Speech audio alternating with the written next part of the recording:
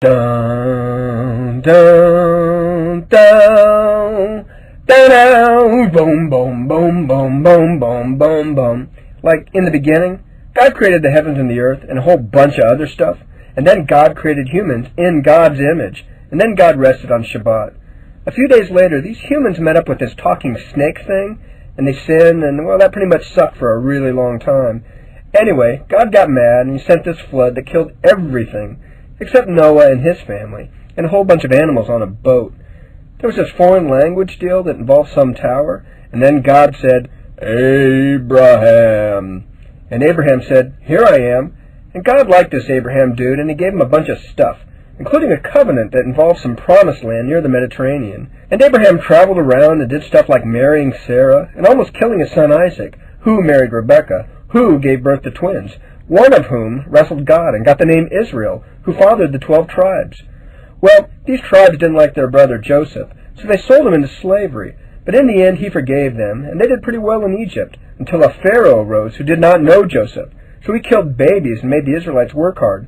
But then this burning bush thingy talked to Moses, and it told him God's name, and Moses was like, "No way," and God was like, "Yahweh," and then Moses walked to the Nile, and he was all like, "Dude, let my people go." And Pharaoh was like, "No way, dude." So there were these plague thingies, and then Pharaoh was all like, "Go already." But then he changed his mind. So he drowned when the parting Red Sea quit parting. And Moses led the Israelites to Mount Sinai, where they got the law. And man, there were a whole bunch of laws. And they built the tabernacle where God lived.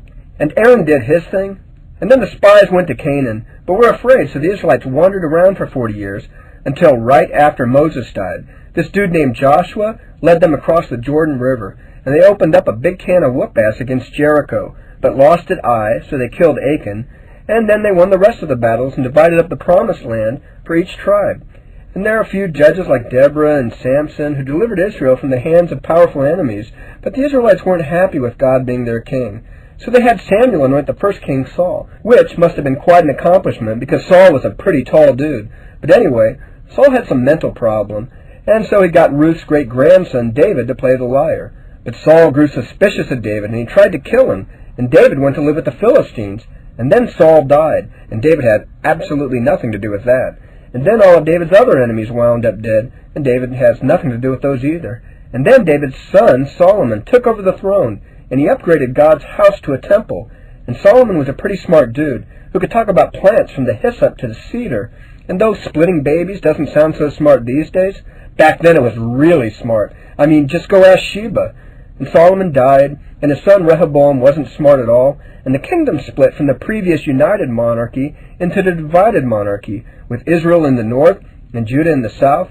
And it was crazy up in Israel, with several dynasties, and Ahab and his wife Jezebel worshipping Baal, though Elijah had some dogs and Jehu take care of those two.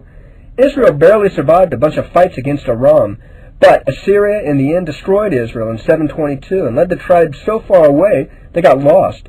And in the south in Judah, prophetic people were like, "Whoa, dude, we'd better get our act together like soon or we're going to be like Israel." But others thought God would always protect them because God's house was in the Judean city of Jerusalem, and they had the same Davidic dynasty for about 500 years. Well, the Assyrians lost to Babylon, but they were just as bad, and the Babylonians conquered Jerusalem in 586 BCE, and they totally destroyed the temple, and they captured Zedekiah, the king of Judah, and they killed his kids, and they poked out his eyes, and they led him away to Babylon in chains, and things were pretty bad there in Babylon, and so it was hard to sing songs by the rivers.